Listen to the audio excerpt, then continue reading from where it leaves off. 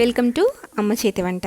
అమ్మ చేతి వంటలో ఈరోజు మనం బూడిద గుమ్మడికాయతో టేస్టీగా ఈజీగా వడియాలు ఎలా పెట్టుకోవాలో చూద్దాం. ముందుగా ఒక మీడియం సైజ్గా ఉండే బాగా బూడిద కట్టిన గుమ్మడికాయని తీసుకోండి. దానిపైన ఉండే బూడిదని తడిగుడ్డుతో శుభ్రంగా క్లీన్ చేసుకోండి. ఆ తర్వాత ఈ గుమ్మడికాయని పగలగొట్టుకోండి. ఇలా పగలగొట్టుకున్న గుమ్మడికాయని ముందుగా ముక్కలుగా కట్ చేసుకోండి. ఫస్ట్ మనం పెద్ద ముక్కలుగా కట్ చేసుకుని వాటిని సన్నగా పొడుగ్గా కట్ చేసుకుని చిన్న చిన్న ముక్కలుగా కట్ చేసుకోవాలి. అన్ని ముక్కలు ఈవెన్గా వచ్చేటట్టుగా కట్ చేసుకోండి. ప్రతి ముక్కకి వెనక తొక్క మాత్రం ఉండేటట్టు చూసుకోండి. ముక్కలు మరీ సన్నగా కాకుండా పెద్దగా కాకుండా మీడియంగా ముక్కల్ని కట్ చేసుకుని పెట్టుకోవాలి. ఈ ముక్కల్ని ఒక బేసిన్లో వేసుకుని అందులో 150 గ్రాముల కల్లుప్పుని తీసుకుని యాడ్ చేసుకోండి. అందులోనే 2 టీ స్పూన్ల పసుపుని కూడా యాడ్ చేసుకుని మొత్తం మిక్స్ చేసుకోండి. అంతా కలిసేటట్టుగా బాగా కలుపుకొని మూత పెట్టి 1 గంట పాటు ఊరనివ్వాలి.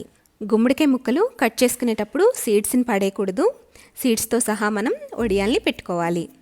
ఇప్పుడు 1 అవర్ తర్వాత ఈ ముక్కలన్నిటినీ కూడా ఈ విధంగా చేత్తో గట్టిగా పిసకాలి. ఇలా పిసికిన ముక్కల్ని ఒక కాటన్ క్లాత్లోకి ట్రాన్స్ఫర్ చేసుకోండి. ముక్కలన్నిటినీ కూడా క్లాత్లోకి వేసుకున్న తర్వాత మూటలాగా ఈ విధంగా ట్విస్ట్ చేసుకుంటూ స్క్వీజ్ చేసుకోవాలి. ఇలా టైట్గా స్క్వీజ్ చేసి అడుగున ఒక గిన్నె పెట్టి పైన ఈ మూటను పెట్టి దానిపైన ఏదైనా బరువుని ఉంచండి. ఈ ప్రాసెస్ మొత్తాన్ని ముందు రోజు నైట్ చేసుకుంటే నెక్స్ట్ డే మార్నింగ్ మనం వడియాలను పెట్టుకోవచ్చు.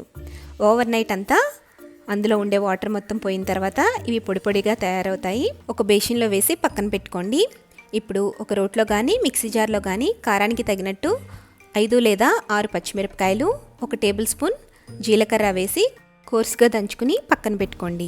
అలాగే ముందు రోజు నైట్ ఒక 1/2 కేజీ మినపప్పుని నానపెట్టుకుని మనం వడలకి ఏ విధంగా అయితే రుబ్బుకుంటామో ఆ విధంగా గట్టిగా రుబ్బుకొని పెట్టుకోవాలి. ఈ మినప రుబ్బుని గుమ్మడికాయ ముక్కల క్వాంటిటీని బట్టి మనం యాడ్ చేసుకుంటాం. ఇప్పుడు మనం పక్కన పెట్టుకున్న గుమ్మడికాయ ముక్కల్లోకి దంచి పెట్టుకున్న పచ్చిమిర్చి జీలకర్ర ముద్ద, అలాగే మనం రుబ్బి పెట్టుకున్న మినపరుబ్బుని కూడా యాడ్ చేసుకోవాలి. మినపరుబ్బుని మరీ ఎక్కువ యాడ్ చేయకూడదు. ఎక్కువ యాడ్ చేస్తే గుమ్మడి వడియాలు గట్టిగా వచ్చేస్తాయి. అందుకని మనం ముక్కల క్వాంటిటీని బట్టి జస్ట్ వాటిని బైండ్ చేయడం కోసమే ఈ మినపరుబ్బుని యూస్ చేసుకోవాలి. మిగిలిన మినపరుబ్బుని మనం వడల కింద యూస్ చేసుకోవచ్చు.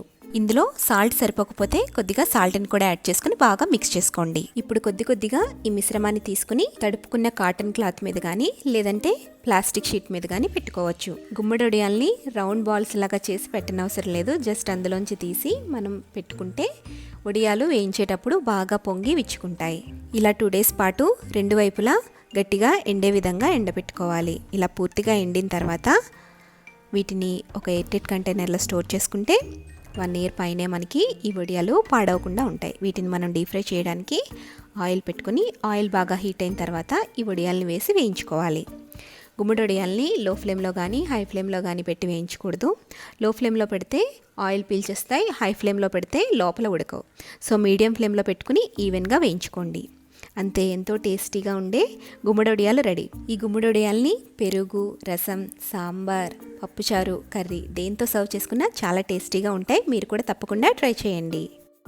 ఈ వీడియో కనుక మీకు నచ్చినట్లయితే లైక్ చేసి షేర్ చేయండి. మరిన్ని రెసిపీల కోసం ఈ ఛానల్ని సబ్స్క్రైబ్ చేయండి. మీ సలహాల్ని సూచనల్ని కామెంట్స్ రూపంలో మాకు తెలపండి.